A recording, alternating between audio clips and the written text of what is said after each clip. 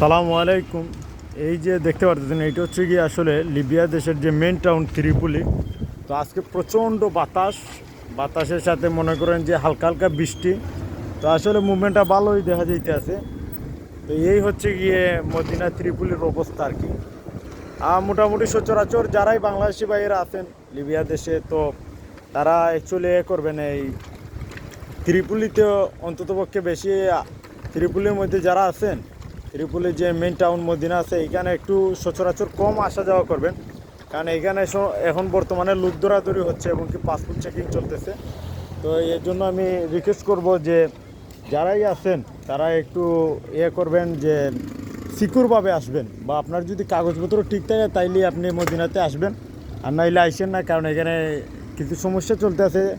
আর আরেকটা নিউজ আমি আপনাদেরকে দিয়ে দিই, বর্তমানে এখানে অতিরিক্ত পরিমাণে যে কালা আছে, নাইজেরিয়ান বা সেনেগালের যে বিভিন্ন পর্যায়ের লোক আছে, তাদেরকে বেশিরভাগ ধরতে আছে এই দেশের পুলিশ।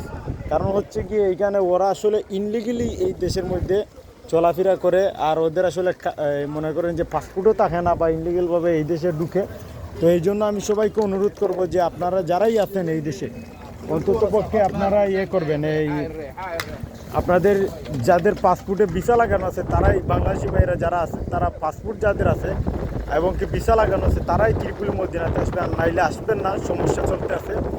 আর কালাদেরকে প্রতিনিয়ত ধরতে আছে, নাইজেরিয়ান যারা আছে, সেনেগালি যারা আছে, তাদেরকে প্রতিনিয়ত ধরতে আছে। এর মেন কারণ হচ্ছে গিয়ে ওরা আসলে পাসপোর্টই থাকে না, কালাদের বা নাইজেরিয়ানদের আসলে পাসপোর্টই থাকে না, যার কারণে ওদেরকে ধরতে আসে। ওরা তো বর্ডার ক্রস করে চলে আসে, যার কারণে ওদের দেশে অতিরিক্ত পরিমাণে এই নাইজেরিয়ান এবং সেনেগালি বিভিন্ন আফ্রিকান দেশের যে প্রবাসীরা হয়ে গেছে।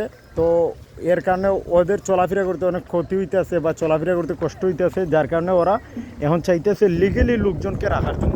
তো ভিডিওটা বেশি করে শেয়ার করে দিবেন, আর অন্যদেরকে সতর্ক হওয়ার আহ্বান জানাচ্ছি যে আপনারা সতর্কতার সাথে চলাফেরা করবেন, আর ভিডিওটা শেয়ার করে দিন যাতে অন্যরা সতর্ক হয়ে যায়।